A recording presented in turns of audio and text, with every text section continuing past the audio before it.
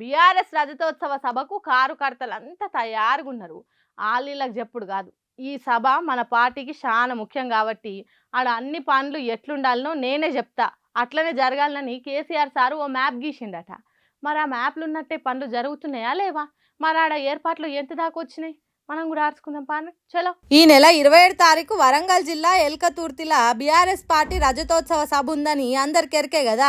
BRS party ఉట్టి 25 ఏళ్ళు అవుతున్నందున దాన్నో పెద్ద పండుగ తీరుగా చేసి అటు పబ్లిక్ లా ఇటు కార్యకర్తలల్లా మంచి ఊపు తీసుకొస్తందుకు గట్టిగా ఖర్చు పెట్టి మరీ చేస్తురు పార్టీలు. అందుకే పార్టీ పెద్ద కేటీఆర్ అందరిని పిలిపించి ఎర్రవెల్లిలున్న ఫామ్ హౌస్ లో మీటింగ్ల మీద మీటింగ్లు పెడుతుండు.